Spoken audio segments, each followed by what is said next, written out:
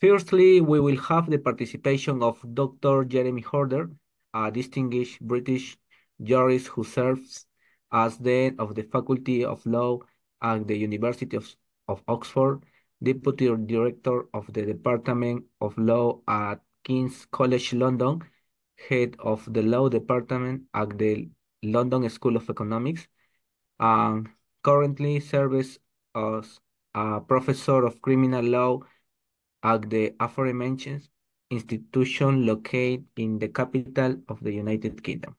We will also have the participation of Luis David Fernández Zambrano, current professor and director of the Shelter for Peace and Human Rights course at the Faculty of Social Science of University de Buenos Aires. He is the author of numerous books and articles related to the legal theory, constitutional law, and others.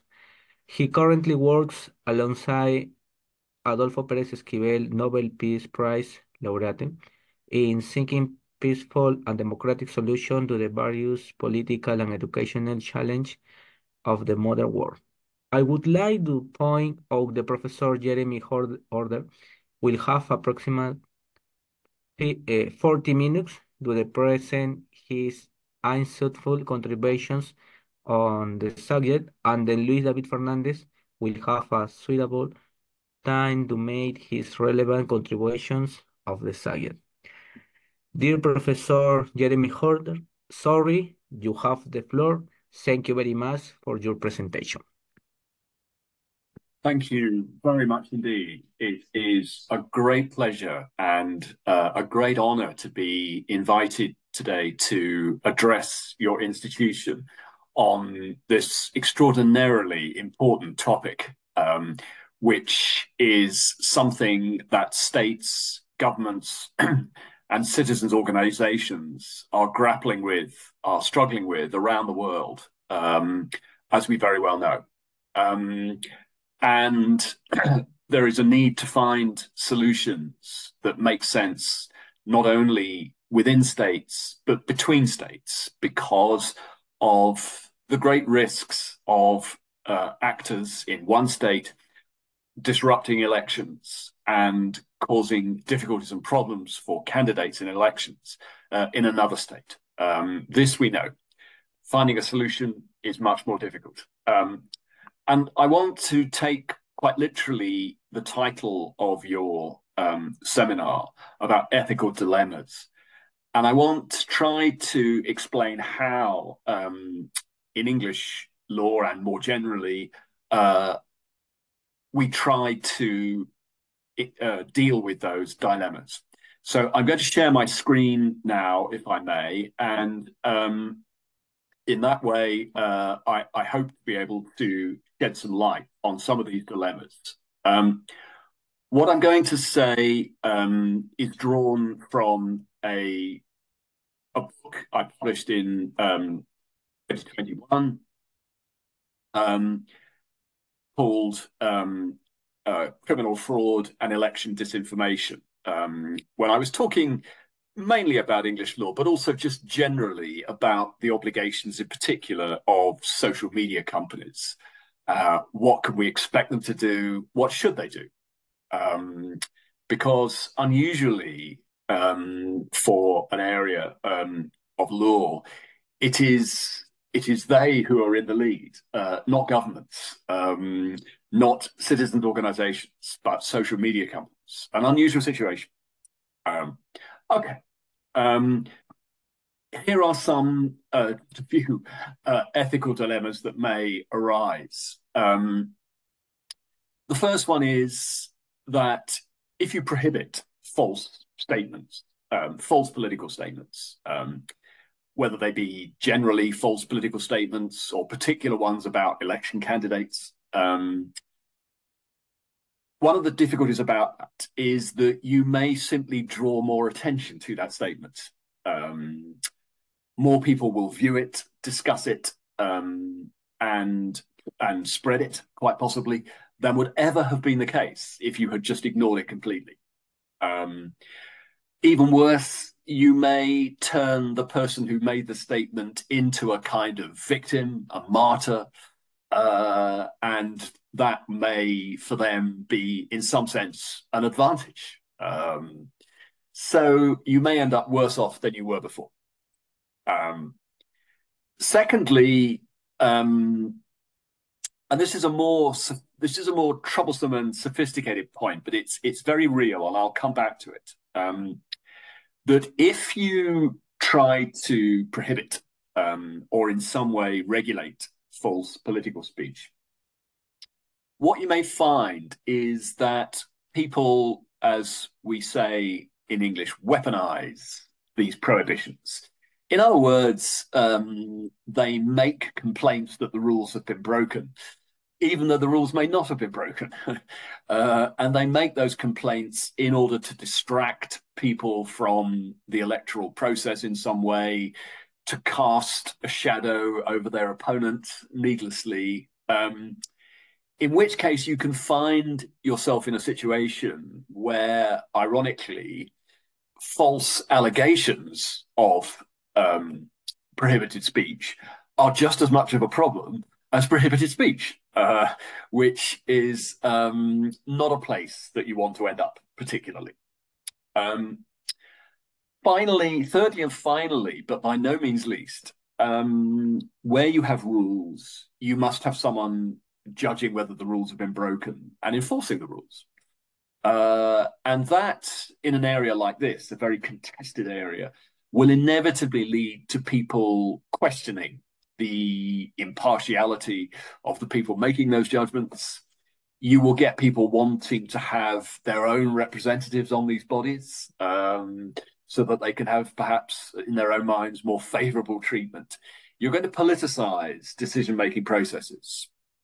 And particularly if you try to involve the ordinary judiciary in this, that may very well end up being a problem in terms of legitimacy.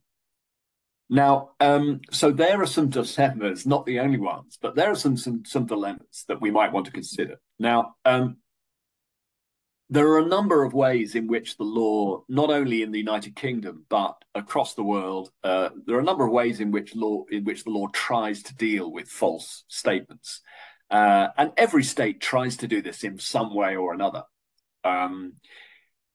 My expertise lies in criminal law, and it's very common across the world for the criminal law to be used to prohibit false statements of some kind or another.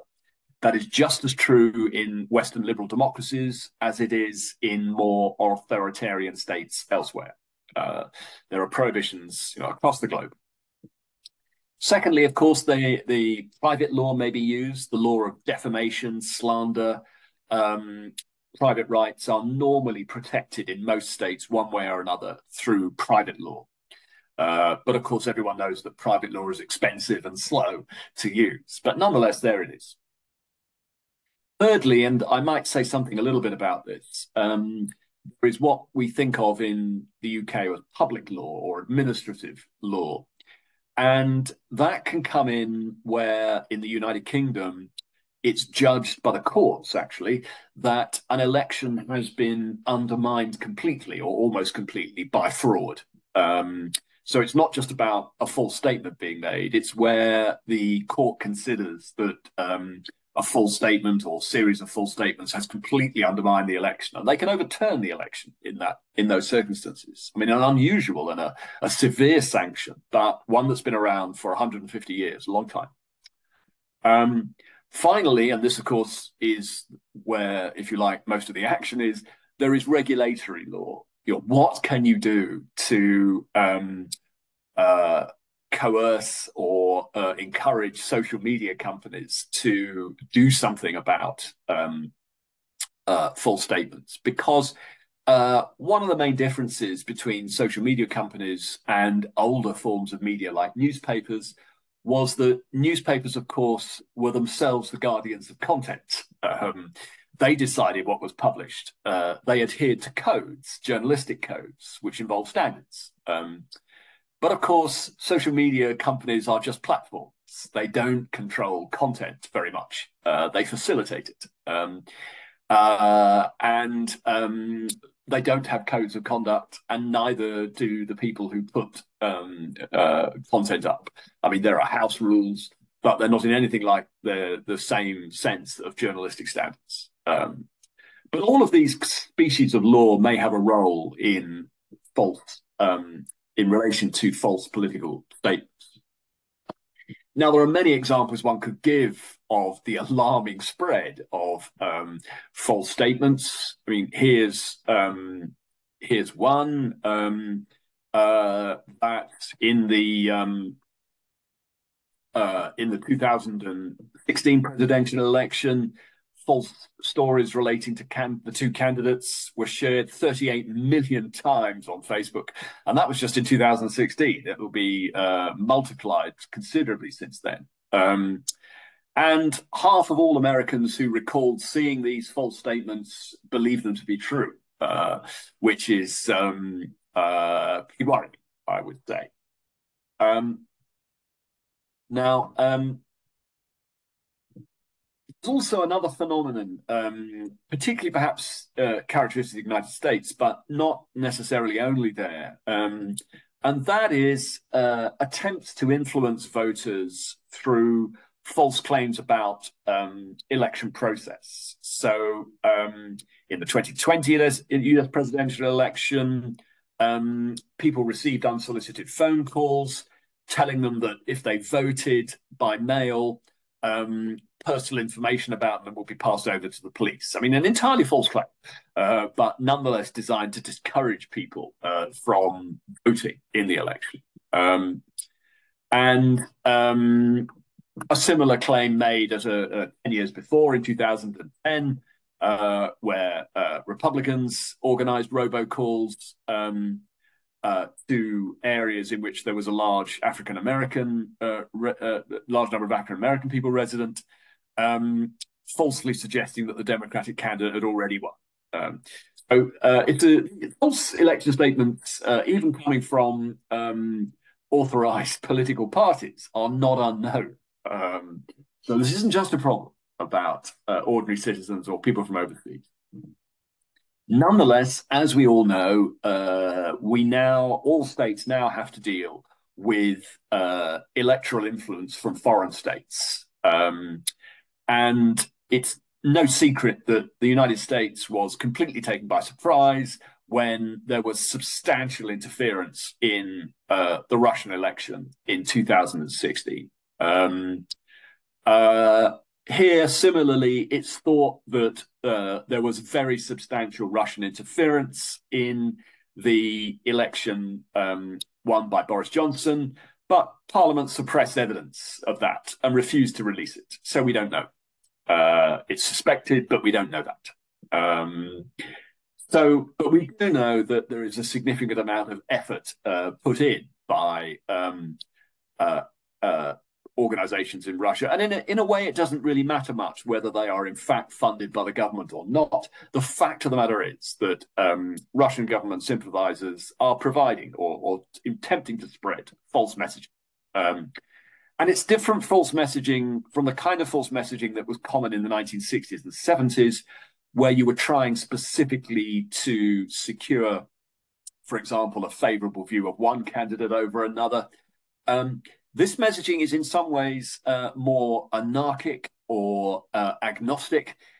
What it tries to do is to sow dissension, to drive wedges between people, to ramp up political instability. So it may involve contradictory messaging, but designed to encourage hostility and mistrust, essentially, of the political system. So it's a new kind of messaging, and in many ways more sinister, actually. Okay. And the European Union likewise has been the target of this messaging. And what their evidence shows, I think, is how important it is not to be too fixated on legislation or solutions at national level. You have to look at what's going on regionally and indeed locally. For example, I've been doing a bit of work with our election commission in the United Kingdom to try to identify candidates who may be vulnerable to interference from Russia or China.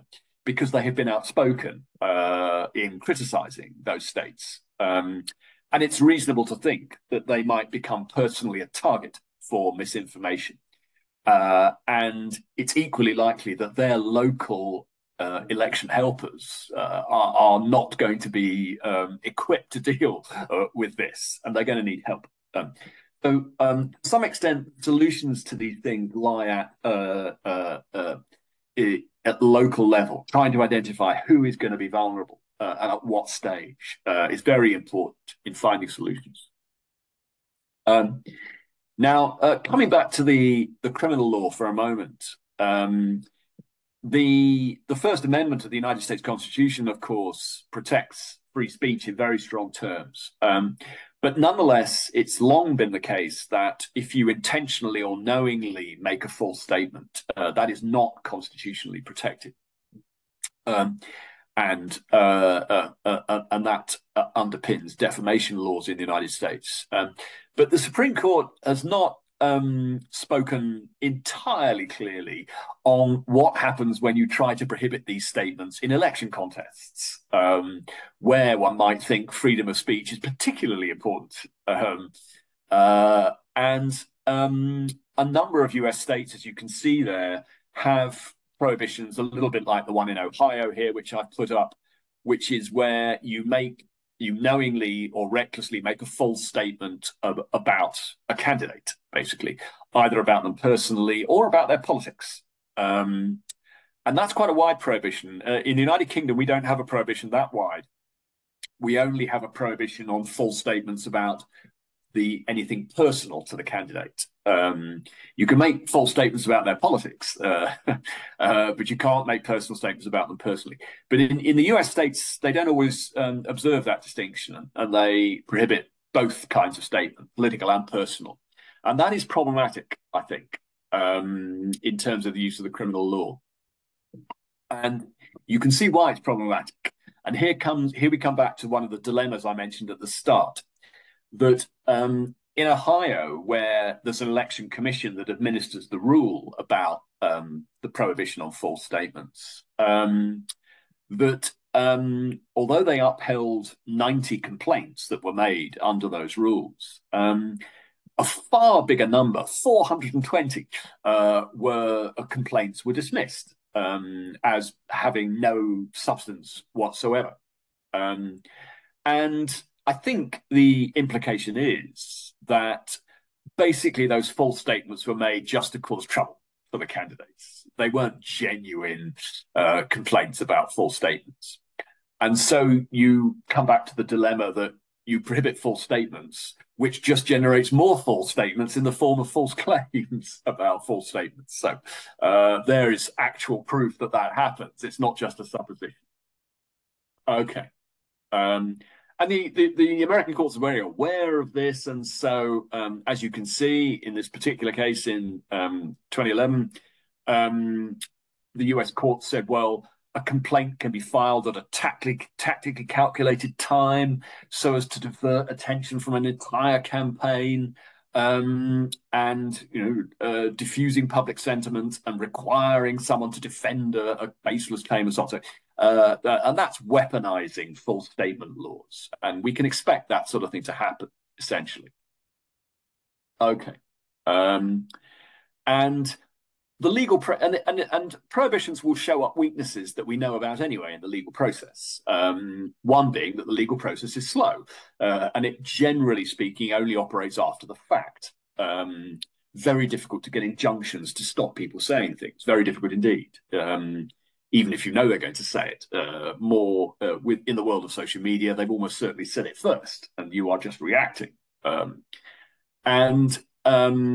So the closer to an election that a false statement is made, the more difficult it's going to be to do anything with it, really, to stop the damage being done before the event. So the law is only ever going to be able to try to provide a remedy after the fact. It's not going to be able to undo any of the damage effectively.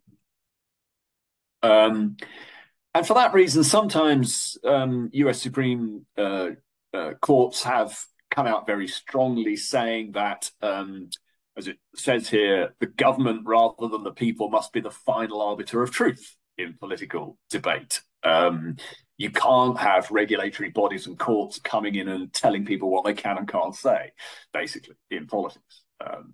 And you can understand why the courts would come up with a view like that. Another very strong statement from Justice Black. We don't want the government deciding what is political truth for fear that the government might persecute those who criticize it. The voters should decide what's political truth. Okay. I'll come back to the point about how you help voters to do that later. What about European law? Well, the dilemma is essentially the same. Under Article 10, you have a right to freedom of expression, but that can be restricted if need be for the protection of national security, morals, and the rights and reputations of other people. So a very broad basis on which to restrict it, actually. And it's clear that you can you can pass legislation at national level to stop elections being undermined by fraud. It's just a bit unclear how far you can go. But almost all states in the European Union prohibit false political statements about officials. I mean, they do. The UK is a bit of an outlier here in that it doesn't have a criminal defamation law. Most European states do. So they're quite strong, in fact, in theory at least, on prohibiting false political statements. Now, in my book, I'm not going to dwell on it now, but in my book, I draw a distinction between what I call election process frauds and political viewpoint frauds. Okay, so where you've got an election process fraud is, as the name implies, it's a bit like the robocall fraud I mentioned earlier on, where you try to persuade someone that the polls are closed, or you give them false information that something about them will be disclosed to the authorities if they vote, or you tell them their candidate has died or something. These are election process frauds, and it's perfectly legitimate for the criminal law to prohibit those. That's okay. But more problematic is what I call political viewpoint frauds. And those, I think, it's very difficult to justify a criminal prohibition on those because of the kinds of problems of ethical dilemma that I've been talking about, really. Here's a classic case. Some of you may be aware that when Britain was trying to decide whether or not to leave the European Union, Boris Johnson and the Leave campaign drove around Britain with this famous claim on the bus that we send the EU 350 million pounds a week, it said. Why don't we give that to the NHS instead? Now, the extent to which that was a made-up claim is disputed, but there's a substantial element of falsity in it, let me say. Now, let's suppose that it was false and known to be false by the people who made it. Even so, on my account, it's a political viewpoint fraud. It's not an election process fraud. It doesn't change or try to influence in any way the process through which you vote in the election. So, in my opinion, you should be left to make up your mind what you think about that by principally listening to people who say, well, it's false and you should be following a different narrative, essentially. Okay. And getting the criminal law involved is not helpful. Someone did try to prosecute Boris Johnson over this claim, but the prosecution failed. And I would argue rightly so. Well, supposing we move away from the law then, what are the, how can we protect voters? How can we make sure they're adequately informed? Well, the starting point, I think, is the classic statement of Justice Brandeis in Whitney in California many years ago, when he said that if there is time to expose through discussion the falsehoods and fallacies and avert evils by the process of education, the remedy to be applied is more speech, not enforced silence. Okay, now that's a very important statement in my view. And what we need to decide today in the modern era is how powerful can we make more speech as a solution? How can we do that? How can we adapt Louis Brandeis' statement to make it relevant to today? Now, and one of the ways we can do that is to educate voters about this information, train and educate political parties and campaigns about political interference, support international cooperation on the sharing of lessons learned and better practices, and also, of course, engage social media companies in mitigating potential threats. The European Union has taken action in that regard very recently on AI, on artificial intelligence, requiring social media basically to take down manipulated images under threat of huge fines. Okay. Now that is a kind of enforced censorship in a way. And I mean, I think one of the problems with it is that if you force social media companies under threat to take down content, they'll take too much content down rather than too little in order to be safe. Evidence shows that this is what happens in Germany, that they err on the safe side by taking too much down rather than too little. And that impinges on freedom of speech very clearly. I won't go off on the details of that, but so, I mean, I think that my proposed solution in the book to this is, which is quite a common practice now, is the use of red flags and next to suspicious content, and the provision of information alongside that content, which directs users to alternative versions of reality. And that, in my view, is the modern equivalent of a more speech solution.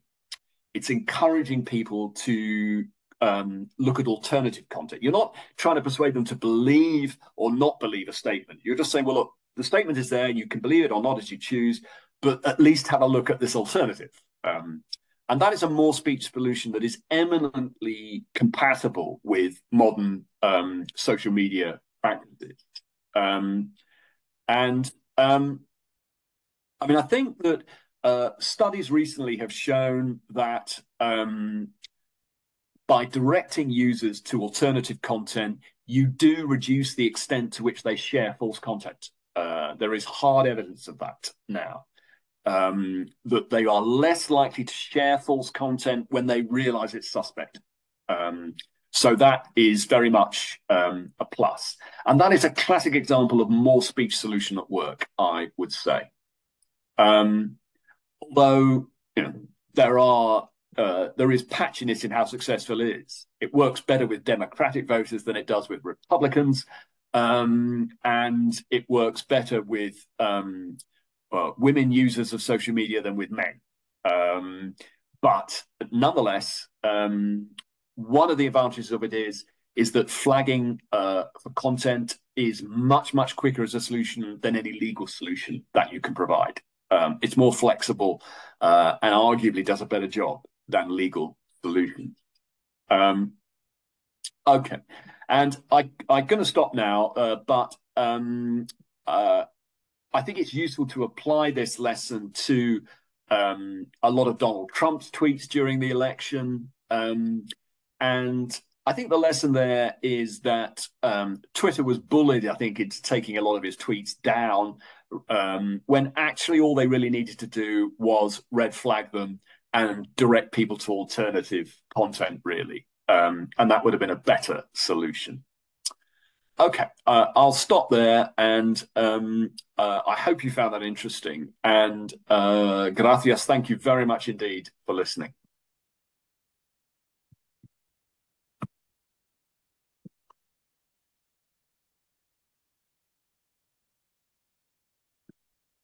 Thank you very much,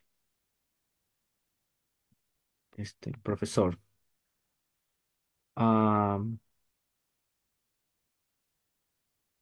Dear Professor Luis David Fernández, you have the floor. Thank you very much for your presentation. Thank you very much.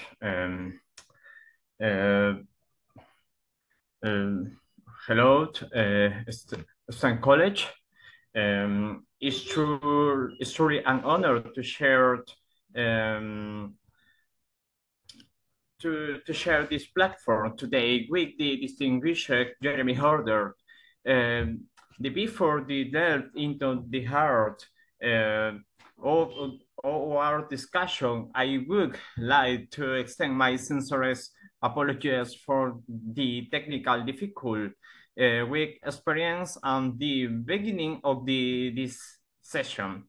Please rest assured that we are actively working to address the issues and will try on the ensure and similar experiences moving forwards. You patience and understand and greatly appreciate, and we are committed to finding ways to make up for any inconvenience caused. Thank you for understand and the LSE-UK's new process with our Discord. And from my perspective, I would like to highlight the close interrelation between the political and legal sphere, especially from an historical standpoint. These connections dates back to the time of the Plato, Aristotle, and other great philosophers who laid the foundation of legal for future generations, not only Europe and Latin America, but also in the United States and England. I consider the link between political the legal domain to be deeper than in generally bleak. An example on the historical connection can be observed in the 17th century in the England, where figure tal Oliver Cromwell assuming the prominent political roles and the exercise significant influence on the legal decisions. I believe the issue lies that so much in merging the political dimensions with the legal dimension and subordinating one to the other, but rather in society's political use of legal instrument and the objectives in pursuit both at the social and individual levels. This approach is relevant to addressing the third point on ethical dilemmas in political discourse regulation and mentioned by my colleagues earlier. In this regard, it is crucial to question whom we trust to make decisions about how to act. From my perspective, we should trust those individuals in civil or political society who have deductive power and will use legal norms and political instruments committed to the principle of the primacy of reality. It's important to note that trust in the individual depends on the context. As humans can change and evolve morality and psychological over time.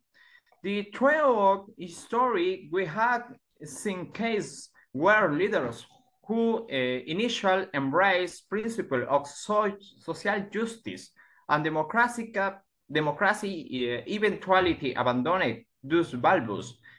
The main strikes that humans are adaptable and can modify their belief and actions in different circumstances. However, it is essential to seize the moments when individuals in civil or political society possess the moral, cognitive, and social power necessary to influence the creations of norms that promote a dignity and just life for all.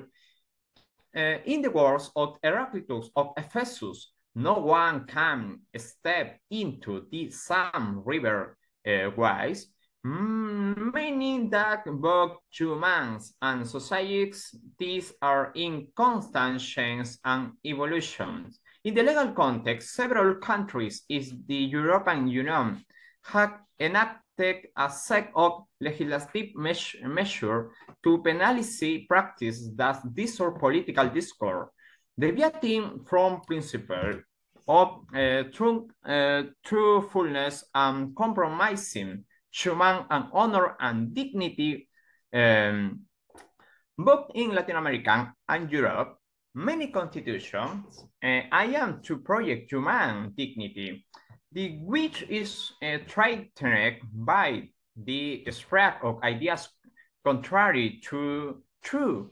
The legal system has tools to investigate, prosecute, and penalize those who violated this regulation.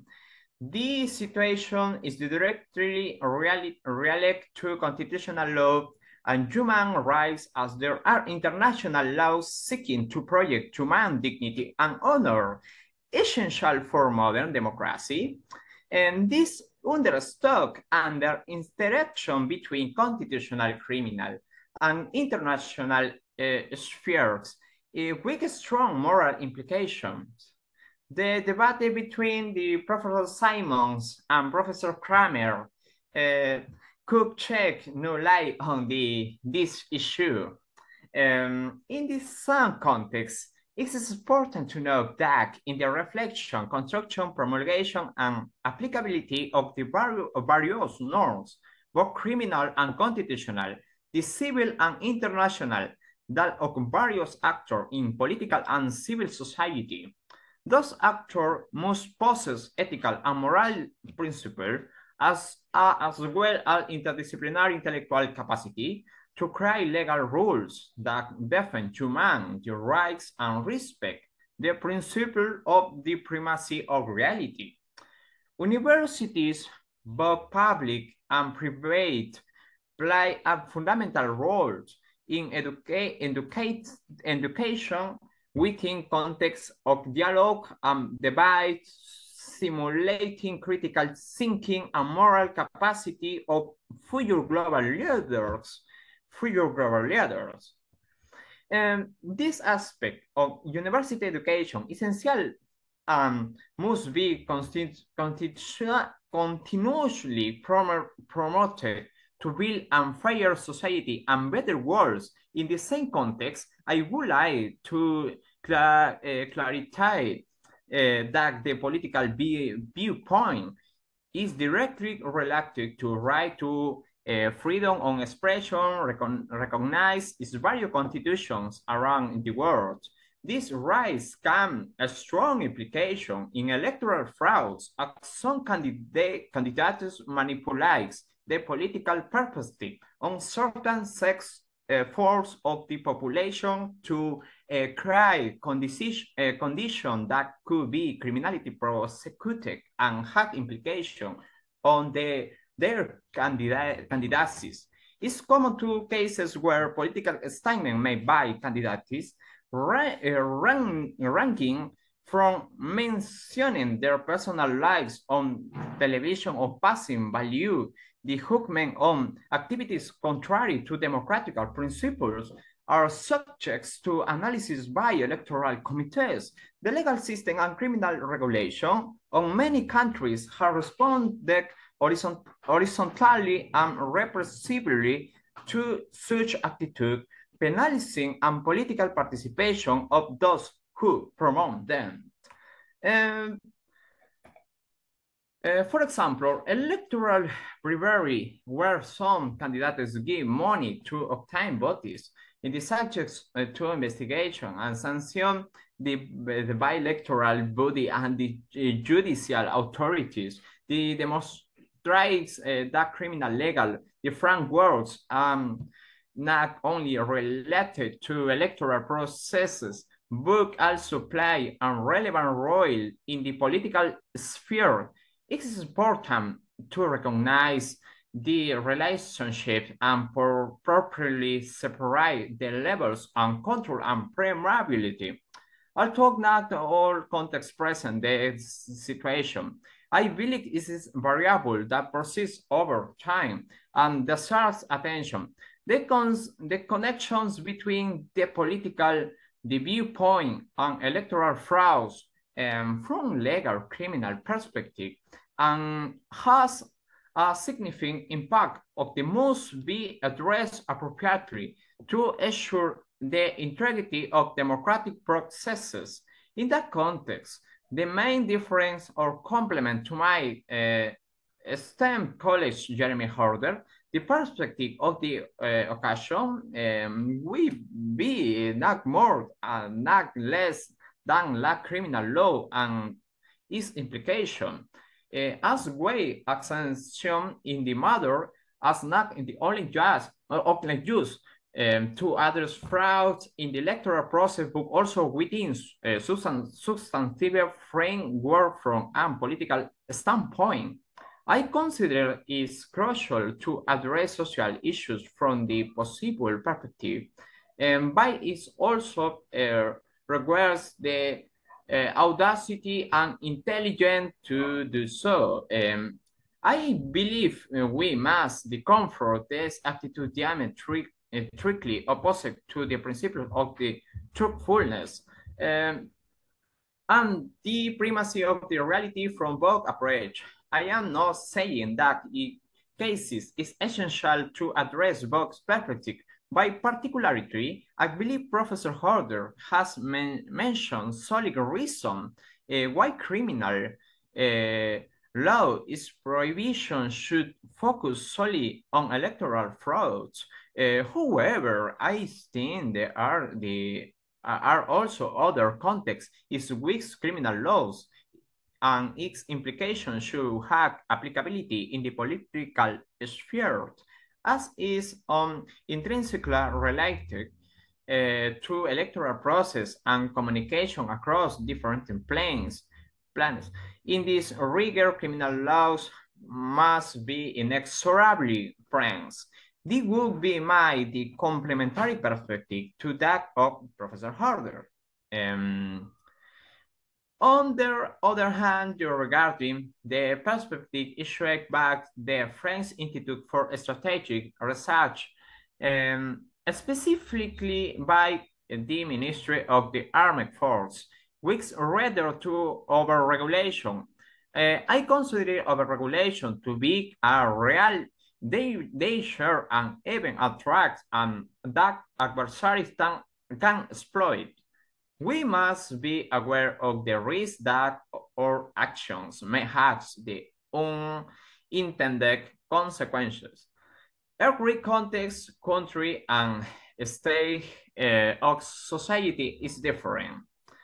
So regularly hyperinflation in criminal matters that seeks to excessively regulate crimes related to fraud can regulate consequences.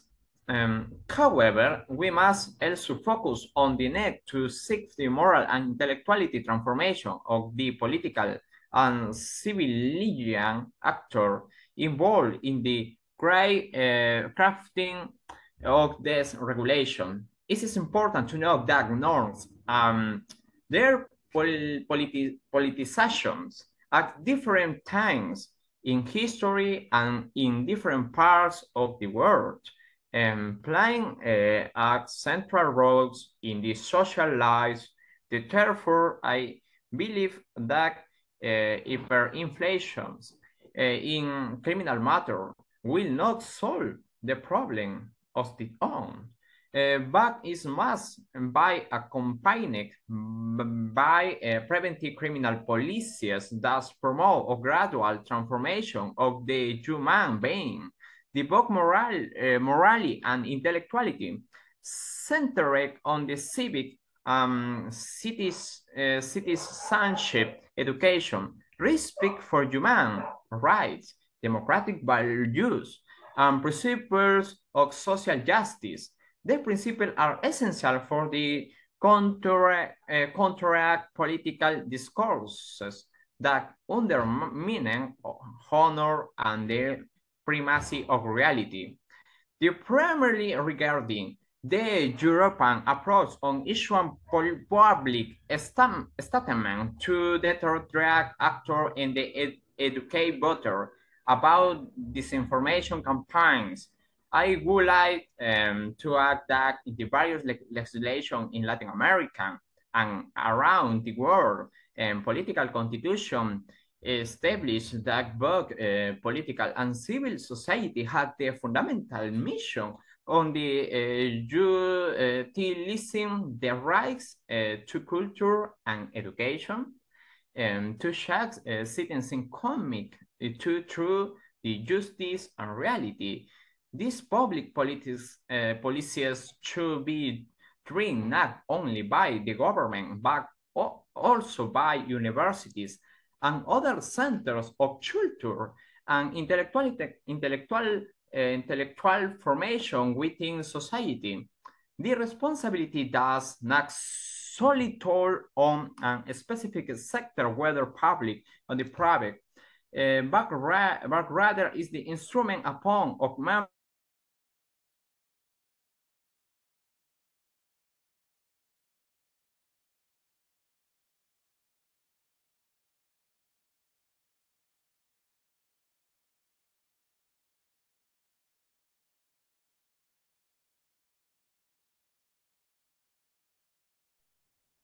Professor Luis?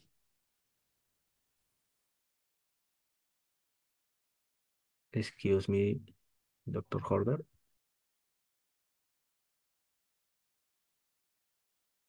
Yes, I think Luis' screen has frozen, hasn't it? Okay, one moment.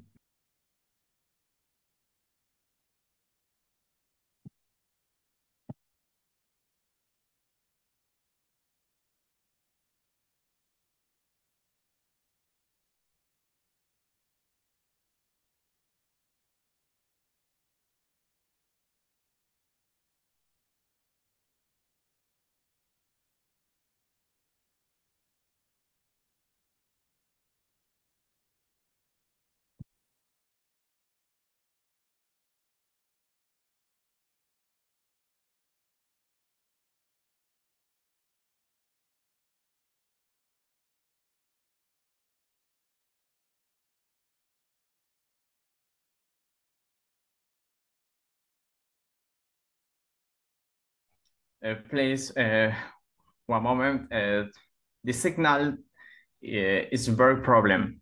However,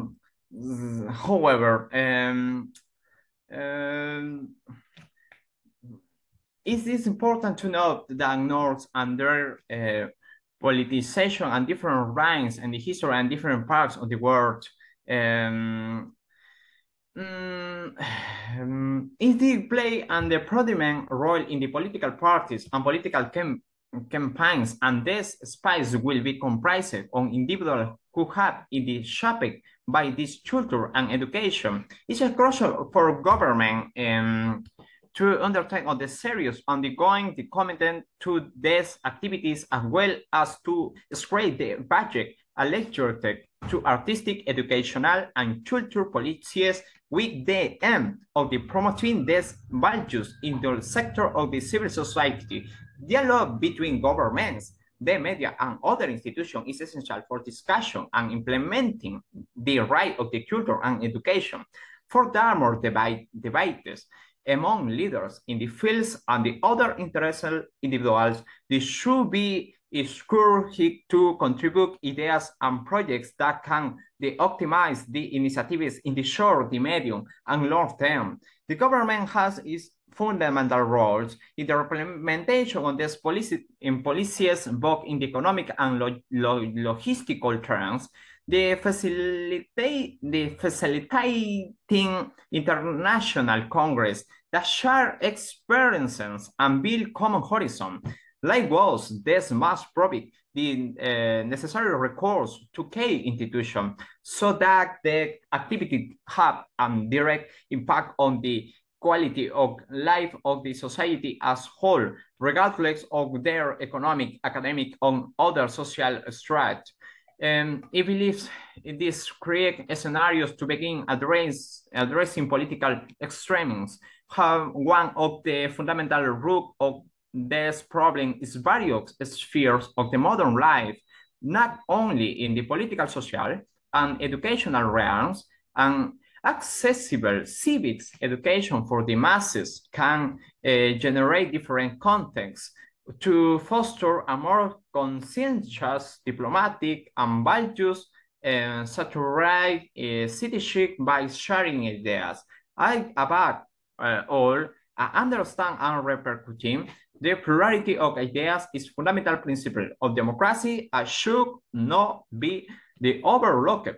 The political polarization reflects on the decline of an empathy and the share for diversity solution to common problems, as well as an incorporation of democratic values linked to respect for the freedom or truth of an opinion. I consider that this context can be improved to the action not only university professor and students, but also tribe community. Outreach programs worldwide, such as those in England, Argentina, the United States, or Germany. It is essential that scientific and artistic knowledge serve as foundation for the construction of the legal norms applicable in the various sectors of the society. Even those distant from the urban centers, the presence of rights related to culture, education, and dignity life in the areas with economic deficiencies is necessary to reduce the political polarization and distrust in authorities, as well as to prevent crimes related to false shock in political opinions. And finally, I would like to highlight two crucial points related to instrumentalization of the political category in the driving of norms in different parliaments, whether the United Kingdom, Latin American, or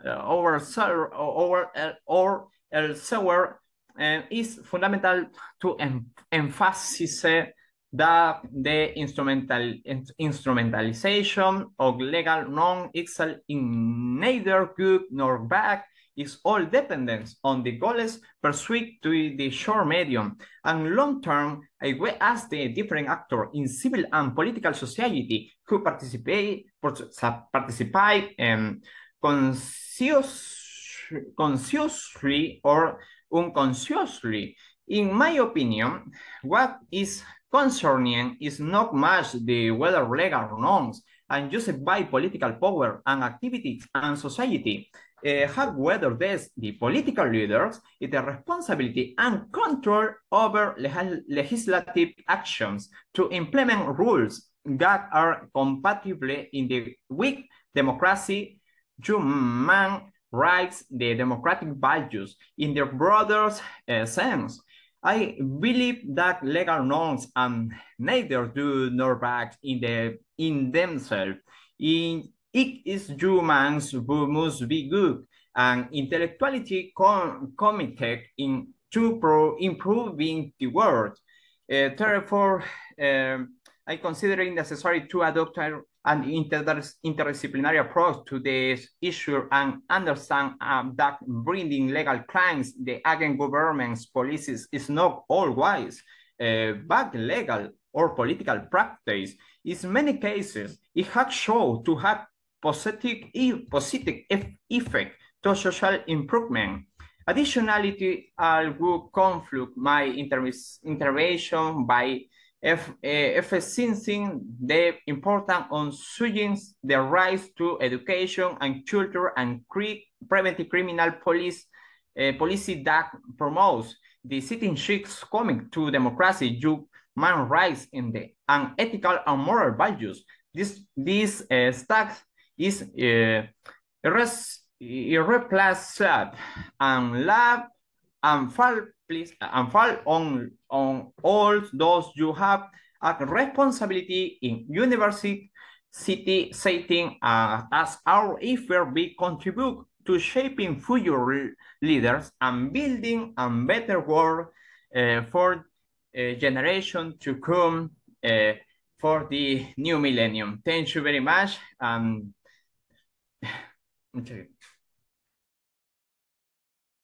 Thank you very much, Professor Luis.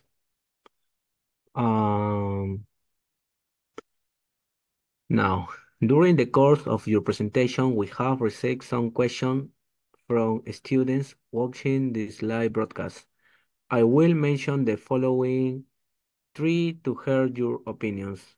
First, in a world where truth is diluted in the avalanche of information and post-truth proliferates, how can we discern between truth and falsehood without falling into censorship or the imposition of an official truth? Second, how can we protect freedom of expression without allowing it to become of vehicle for misinformation, hate speech, or incitement to the violence? And third, what role can education, critical thinking, and reflective thought play in building a responsible digital citizenship capable of navigating the complex sphere of online political discourse? Professor Jeremy Horder and Professor Luis Fernandez, you have the floor. I think I took a note of the first question. I wasn't quite able to keep up with you, Victor, on the other ones, but I think the first question was a very interesting one about how we are exposed to so much information, a lot of it partisan, and how can we hope to discover, you know, what the truth is, if you like. But I think that it's important to recognize that truth in politics is a different sort of thing to proof in science and technology or in many other areas. A lot of it, there are, of course, things which make more sense politically, and there is some idea about what truth can be in politics, but we have to be a little bit careful in trying to suggest that there is truth and falsity in politics, because I think that rather than try to say to people, we must find a way of helping people to the political truth, which varies from one state to another. I think I would prefer to say that what we should encourage people to do is to reflect critically on and debate this information that's coming through. But whether or not we hope to persuade people of our viewpoint, or to persuade people that something is or isn't true, the most important thing is that we encourage people to have healthy skepticism, that we encourage them to formulate their beliefs through debating, discussing with others, testing their opinions. And I think that is a more healthy way, if you like, to have a better politics. Because generally speaking, states which place great emphasis on political truth are states that don't generally encourage very much debate about what the political truth should be. And that's a dangerous thing, generally speaking. So I think I would give that answer to that question.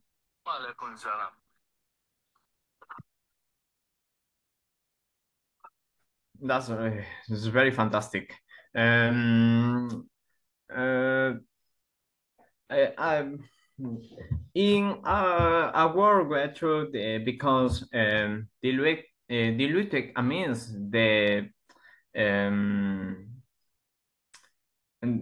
amidst the looking of information and post-truth proliferated, discerning between truth and falsehood becomes a crucial challenge. The key is in cultivating a strong critical and analytical skill in the population, the fostering media literacy and the ability to evaluate discourse. Furthermore, is essential to promote diversity of perspective and open debate of discussion as tools to reach a deeper understanding of issues, rather than imposing an official through the which must foster an environment where through the emerges and result of rigorous research, informed debate, and ongoing public scrutiny. And safeguarding freedom on expression while combining the misinformation, the hack speech, and insistment to violence is a delicate yet fundamental balance in a democratic society. An effective strategy involves implementing clear legal frameworks that penalize speech inciting hack or violence, while preserving the margin to the legitimate expression of divergent ideas and opinions. Additionally, strengthening civic education and critical awareness is essential so that the citizens can recognize and resist information, manipulation, and harmful discourses. The ultimately multifaceted collaboration between the government, the civil society, media, and educational institution is needed to address the challenge and comprehensively and safeguard both freedom of expression and integrity of public discourse.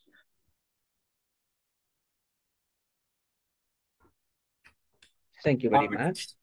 I would just say a word about hate speech, which someone asked a question about, and I think that is it's a very problematic area. I mean, I've been talking just about false statements, but I haven't said anything specifically about hate speech. And of course, those two things may overlap. In other words, a false statement might be an example of hate speech, although it might not.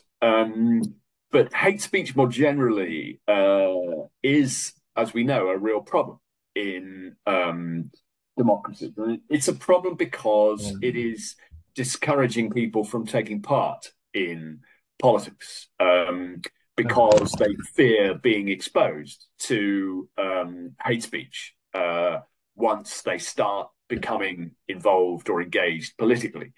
And so hate speech has a chilling effect on democratic participation. I think there's no doubt about that. In America, of course, as such, hate speech is protected under the Constitution. You can engage in it, whereas in most European countries, they have prohibitions on hate speech of one kind or another. But of course, those prohibitions are not free of difficulty because once you prohibit hate speech, you give people an incentive to broaden the definition of it in such a way that they can make life difficult for their opponents when their opponents attack them in a strong way. Because we don't want prohibitions on hate speech effectively to become a prohibition on strongly worded politics or vigorous politics. You can't hope or expect that debates in politics will be like discussions of the virtues of classical music or something. They've never been like that, and they never will be. So I think that this is one of the great dilemmas of our age, is how can we have robust understandings that people do not engage in hate speech and that they should face consequences if they do. But on the other hand, stop that being, used as a means to deter people from speaking out strongly on issues that matter to them. And I don't have an answer to that. I don't think anybody does.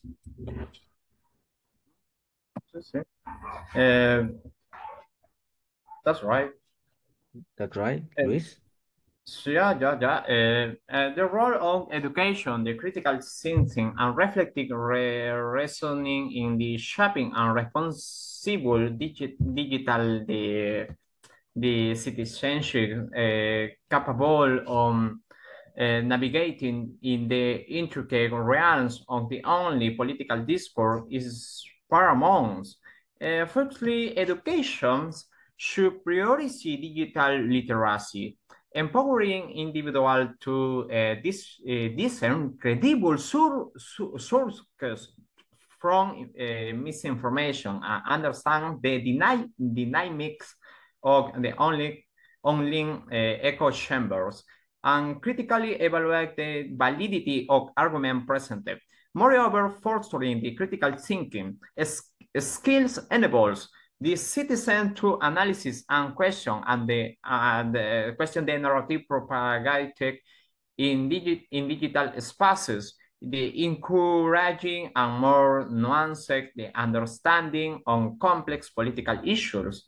Additional cultivating reflective, the reasoning instill the habit of introspection and self-awareness, the encourages individuals to consider implication of their only actions and contribution to political discourse. Ultimately, by equipping citizens with these tools, we can foster and digitally responsible the citizenship that actively engages in online political discourse, while upholding the principle of accuracy, civility, and respect. They're promoting a healthy and constructive public debates and discussions that encourages the deliberation, the mutual respect, and the pursuit of solution to societal challenges and requires and the multifaceted approach. Firstly, fostering a culture of civility and respectful dialogue is essential. The emphasizing the importance on listening to the source perspective and against we constrict exchange rather than resorting to personal attacks on the divisive rhetoric. Additionality, creating inclusive space for dialogue where the marginalized voice are heard and valued, enhance the reaching and public discourse, promotes empathy and understand among the citizens. For this moment. Thank you very much, Professor. It's been a fascinating discussion.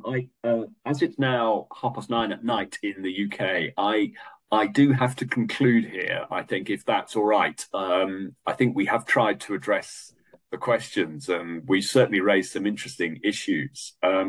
So would it be all right if we move to a conclusion now? Is that all right? One moment, please. That's right. Your question is very important for the constructions, the more respectful about the center discussion conversation today in the afternoon. I am thinking respect the furthermore the level of gaining the technological to facilitate the liberty platform and the online forums can bring the participation and democratic aspects to public discourse. allowing for the diversity debate points to be considered and synthesis into actionable solution. The ultimately promoting unhealthy public debate necessitates and collective commitments to uphold democratic values. The justice is very important for the construction on the living democratic today in the new millennium, in United Kingdom, in Argentina, in United States. Promoting unhealthy public debate necessarily and collectively committing to and upholding democratic values, the fostering empathy and embracing and diversity on the perspective within our society. And reflecting on through the freedom and discussion on the political discourse and the regulation of political discourse. There have been numerous influential works that have the shaping mind in thinking. The working one, the author who stands prominently in the regard and the journal Stuart Mill, and particularly his seminal works on liberty, Mill's exploration of the delicate balance between individual freedom and the societal regulation, and his impassioned defense on the free speech is essential for the pursuit of truth has profoundly influenced the mind reflection on the less complex issues. Additionally, the philosophical insight of Michel Foucault and Noam Chomsky, and particularity in examination, the power dynamics and discourse, the high probability evaluative perspective on the complexity of the truth and mechanics on the control within political speech. And that's right, it's very interesting for the exercise and the right culture and the right education in the other countries in this more people. This class is very important about the communication among civil, political, and civil society private. Other is very interesting for the complex about in these contractions. The diversity ideas for a solution effectivity core and long time.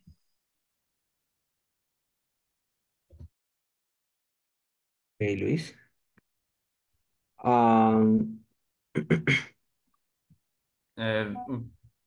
Martín, si quieres podemos pasar las palabras de inicio o cuál es la perspectiva del profesor Horder. The question about the technological today in the new millennium with the freedom, liberty, and the constitutional law on the speak liberty in the United States and United Kingdom. ¿Cuál es su perspectiva? What is your opinion, esteemed and illustrious Jeremy Horder?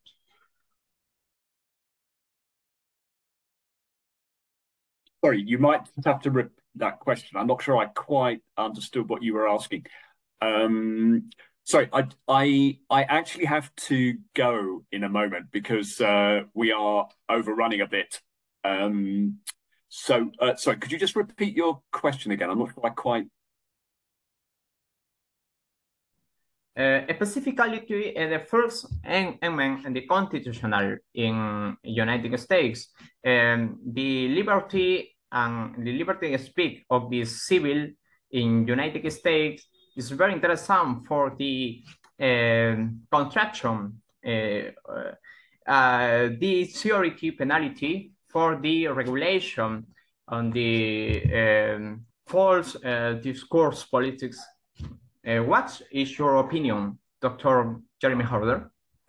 Well, obviously, in the United States, there's a much greater scope for making false claims and for engaging in hate speech, essentially. These debates go on, but I think that it's difficult to know what is cause and what is effect. I mean, is it the fact that they don't have stringent laws that means that America is much more polarized and there is much more false information and hate speech. Is that the reason? Or actually, could law ever make a difference to that at all? I mean, I don't know the answer to that, to be honest. But as will be clear, I'm a bit skeptical and unclear about the ability of law to solve these problems. I think it requires politicians to set an example, and that really is in many ways the most important thing. But they find that difficult to do, and they are under attack themselves, and the temptation to strike back and take revenge is very strong. They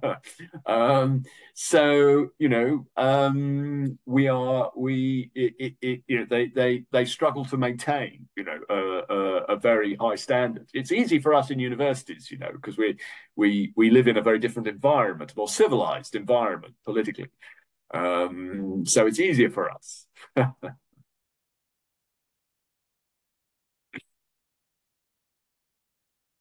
That's right. That's right, Jeremy Horder, my friends. Víctor, no sé si puedes proseguir, digamos, con las palabras de Sí, falta, bueno, básicamente ya conversaron, pero ya finiquito el evento. That's right.